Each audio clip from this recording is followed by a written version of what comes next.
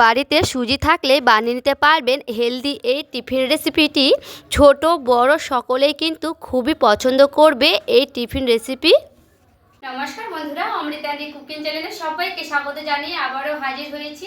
তো যে সকল বন্ধুরা ইউটিউব চ্যানেল থেকে দেখছেন তারা প্লিজ চ্যানেলটাকে সাবস্ক্রাইব করে আমার পাশে থাকবেন, আর যারা ফেসবুক থেকে দেখছেন তারা পেজটাকে ফলো করে রাখবেন। আর স্কিপ না করে পুরো রেসিপিটি দেখা অনুরোধ রইল, লাইক দিয়ে ভিডিওটি দেখবেন।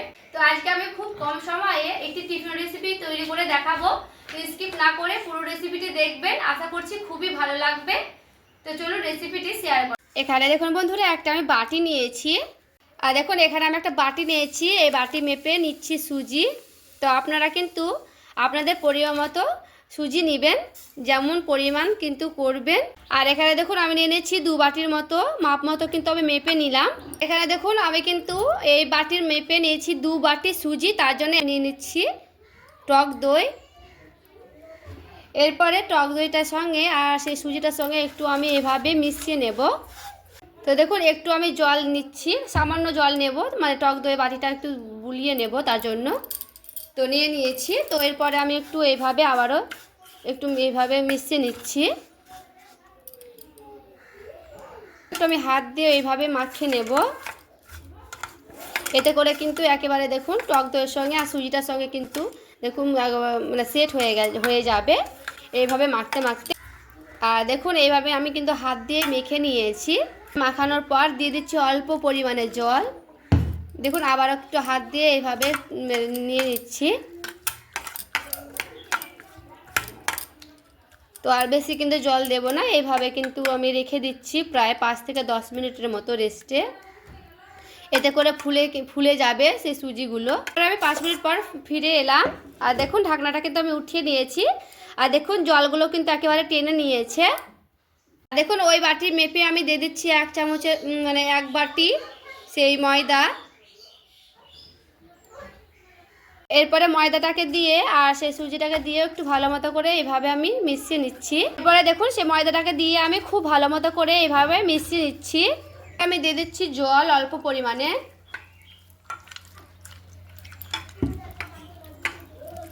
আর দেখুন জলটা দিয়ে একটু আমি একটু পাতলা করে নিলাম, এতে করে ভালো হবে তার জন্য। তো এখানে আমি দেখুন নিয়ে নিয়েছি মিক্সিং বোল। এরপরে মিক্সিং বোলে দিয়ে দিচ্ছি সবগুলোকে।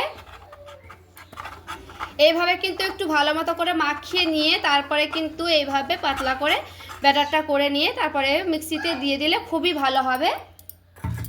তো দেখুন আমি ওই বাটিতে একটু জল গুলিয়ে দিয়ে দিচ্ছি, বেশি কিন্তু জল দেব না, অল্পই দেব। তো এরপর আমি ঢাকনা দিয়ে একটা খুব সুন্দর করে পেস্ট করে নিয়ে চলে আসবো, মিহি পেস্ট।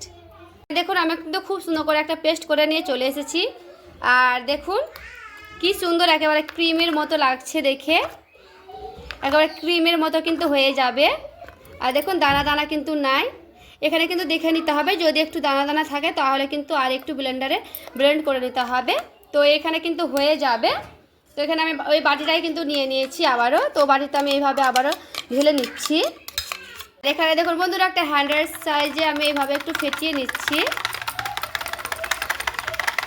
তো খুব ভালো মতো করে কিন্তু একটু ফেটিয়ে নিতে হবে।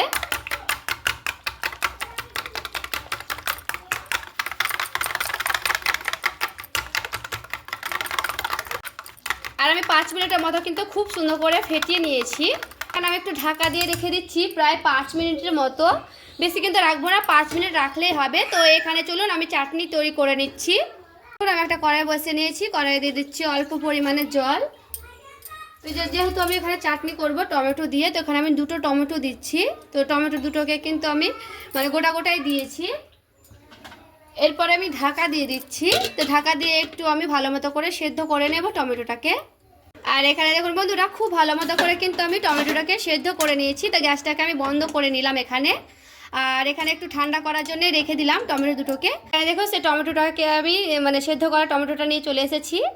আর এই যে খোসাগুলো এইভাবে আমি তুলে নিচ্ছি।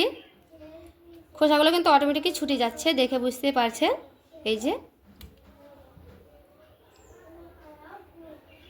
দুটোরই কিন্তু খুলে নিচ্ছি খুব ভালো মতো করে। দেখুন দুটো টমেটো কিন্তু আমার খুব ভালো মতো করে খোসাটা ছাড়িয়ে নিয়েছি। তো আর এখানে দেখুন টমেটোটা একটু ঠান্ডা হতে রেখে দেব কিছুক্ষণ, 2-1 মিনিট রেখেছি। তো ঠান্ডাও হয়ে গেছে, অনেক ঠান্ডা হয়ে গেছে পুরোপুরিভাবে। এখানে একটা মিক্সিং বোল নিয়েছি। তো এবার আমি দিয়ে দিচ্ছি সেই টমেটো দুটোকে। দেখুন ঝালের জন্য 2টো কাঁচা লঙ্কা দিচ্ছি। তো ঝালটা কিন্তু কম বেশি করে নেবেন, একটা দিতেও পারেন। আর এখানে দিয়ে দিচ্ছি আদা টুকরো কটা। এরপরে খুব ভালো মতো করে একটা পেস্ট করে নিচ্ছি। আর এখানে দেখুন একটা খুব সুন্দর একটা পেস্ট করে নিয়ে চলে এসেছি। এখানে দেখুন ওই কড়াইটা কিন্তু আবারও নিয়ে চলে এসেছি। তো কড়াইটা কিন্তু আমি চাপিয়ে নিয়েছি। অল্প পরিমাণে দিয়ে দিচ্ছি তেল, দিয়ে দিচ্ছি এখানে অল্প পরিমাণে 5 ফোড়ন, শুকনো লঙ্কা নিয়েছি। তো এরপরে আমি দিয়ে দিচ্ছি। তো একটু ভালো মতো করে গরম করে নেব। দেখুন এই মিক্সিং বোল যেটা পেস্ট করে নিয়েছে টমেটোটা, এবার আমি দিয়ে দিচ্ছি। এরপর একটু ভালো মতো করে নাড়াচাড়া করে নেব। অল্প পরিমাণে হলুদের গুঁড়া, লবণ, এরপর একটু ভালো মতো করে নাড়াচাড়া করে নেব। দিচ্ছি স্বাদের জন্য একটু চিনি দিলাম, যেহেতু টক জিনিসে একটু চিনি দিলে বেশি ভালো লাগে খেতে, টক মিষ্টি খেতে ভালো লাগে তার জন্য। তো একটু ভালো মতো করে নাড়াচাড়া করে নেব, একটু শুকনো শুকনো করে নেব। তো এইরকম কিন্তু হয়ে গেছে। তো আর কিন্তু বেশি শুকনো শুকনো করা যাবে না। এরপর আমি নামিয়ে নিচ্ছি, তারপরে দেখাচ্ছি। এখন ঢাকা দিয়ে রেখেছিলাম প্রায় আমি 5 মিনিটের মতো। তো এরপর আমি উঠিয়ে নিয়েছি ঢাকাটা। তো এখানে আমি দিয়ে দিচ্ছি একটু স্বাদ মতো লবণ দেব। আর লবণটাকে দিয়ে একটু ভালো মতো করে ফেটিয়ে নিচ্ছি। দিচ্ছি বেকিং পাউডার, আর বেকিং পাউডারটাকে দিয়েও একটু ভালো মতো করে এইভাবে মিশিয়ে নিচ্ছি। ব্যাটারটা আমার এখানে একটু ঘন ঘন মনে হচ্ছে, তার জন্য অল্প পরিমাণে দিয়ে দিচ্ছি জল। এরপরে জলটাকে দিয়ে একটু ভালো মতো করে আবারও ফেটিয়ে নিচ্ছি।